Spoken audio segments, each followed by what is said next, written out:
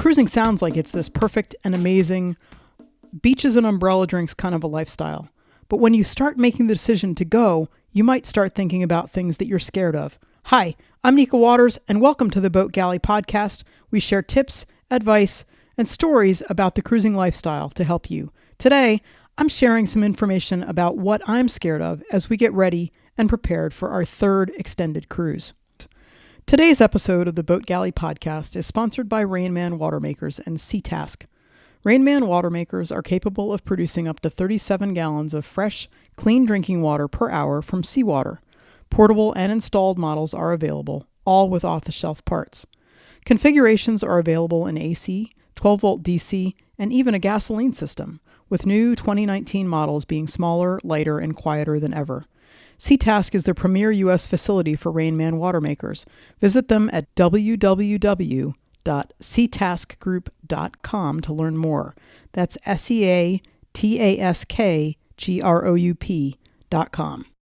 Getting ready to go cruising can feel like you're embarking onto this lifestyle that you don't know a whole lot about except what you've seen in the magazines.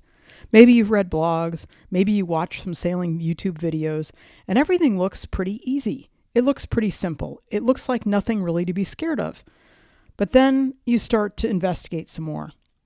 Here are the things that still make me a little bit queasy or a little nervous, and I'll give you some ways that I can overcome that fear.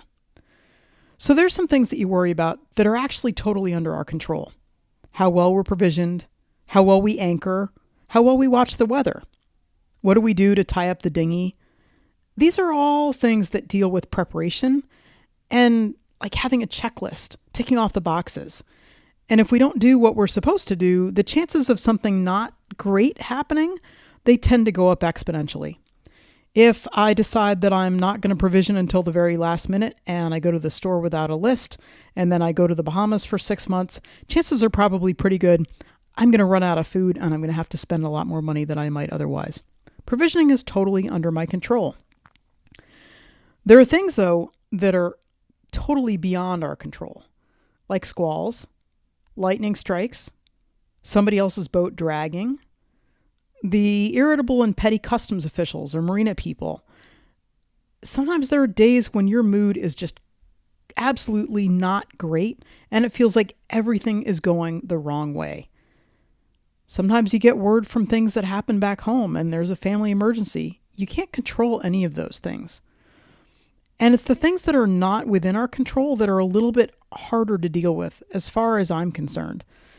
Yeah, I can practice a lot. We can prepare as best we can. We can get pretty good at watching the waves and watching the clouds and watching the sky and have a plan for reducing sail early. Or we practice our storm tactics like heaving to. We can ground our electronics, and if we see lightning on the horizon, drop everything into the oven and unplug the things that need to be unplugged. We can sometimes just take a breath and remember that we're guests in other countries and present ourselves respectfully and politely and learn a little bit ahead of time about local customs and expectations. And remind ourselves that having down days, even when you're surrounded by blue water and white sand beaches, it's still okay sometimes to have a cruddy day. As the mom of a high school senior and a college now no longer freshman because his first year in college is finished, as a daughter with aging but still really active and capable parents and a mother-in-law, honestly, my biggest current fear is that family emergency one. I don't really think anything bad will happen, and I'm not really looking for anything bad to happen at all. But one of the challenges of going cruising is the distance.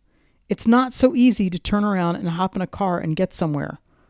I can't get to an airport super fast because even if we're cruising just the Chesapeake Bay, and I don't mean just as in the Chesapeake Bay isn't worth cruising, but our plan is really to go a lot further afield than that.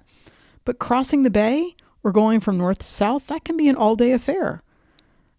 Even going from one side of the bay to the other can be an 8-hour jaunt.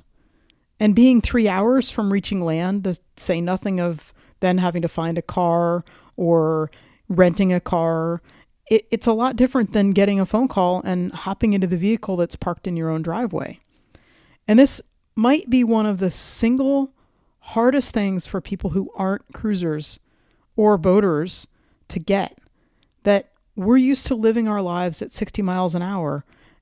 And when you're cruising, living at 5 miles an hour, it's almost impossible to get that and to make that shift. The number of people who I know, when they heard that we took a year and took the kids to go to the Bahamas, their first thought was, oh, you must have gone around the world in that amount of time. One of the ways to address the fear that you have, or the fears that you have, is to build in some kind of a safety net. We talked about the fact that if I'm going to provision and I have that in my control, one of the ways that I make sure that it's in my control is I make my lists and I go to the store with plenty of time and I think about all the things that I might need.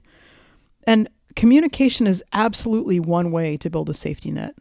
Now there are cell phones and data coverage in way more places than there were even 9 or 10 years ago.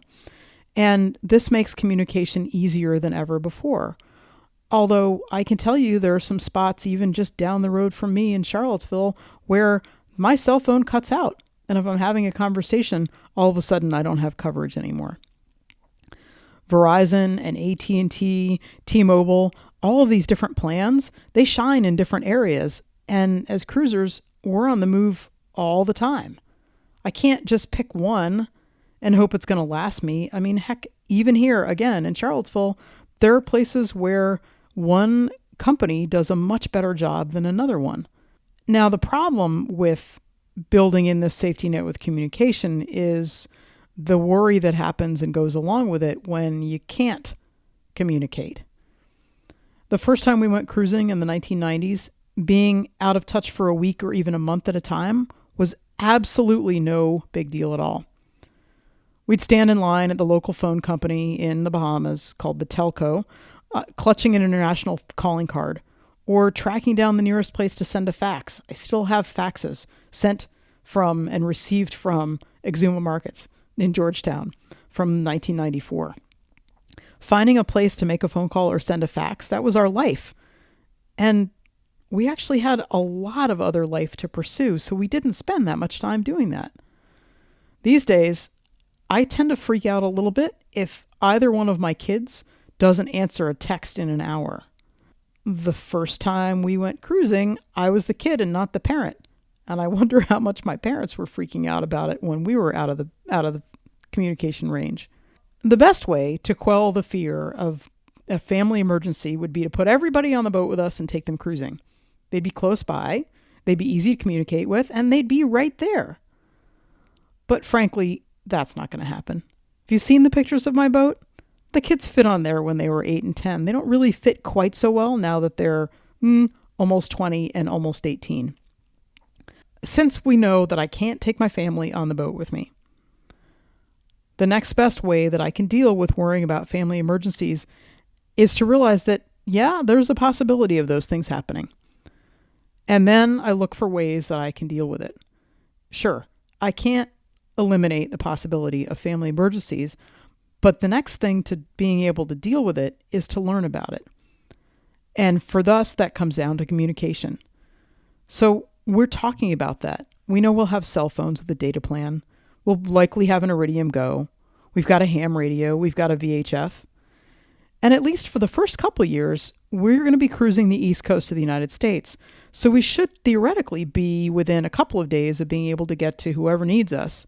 That's if they really physically need us. And we do have friends and family who can be emergency backup. We'll probably set up some kind of regular communication schedule, even if it's simple as a text message. And we'll also be sure to communicate when we think we're going to be out of range for a while, so that people don't worry if we don't meet that schedule. And we'll definitely share any major movement plans ahead of time. The first time we went cruising, I was scared of hurricanes and pirates. I was worried that something would happen to the boat or to me or Jeremy. And this time around, I'm a little more worried and apprehensive about something happening to somebody that I love, my kids, my parents, my mother-in-law, and not being able to be there fast enough. But life is for living for our families and for us. And we're not planning on letting our fear hold us back. And I hope you won't either. And I'll see you out there. Thanks for listening to the Boat Galley podcast. We aim to answer all your cruising questions, so ask away. There's a link in the show notes. If you liked what you've heard, please subscribe. There are 2 episodes that come out every week. Share it with your friends, and reviews are always appreciated. We'll see you next time. Slow down, slow down.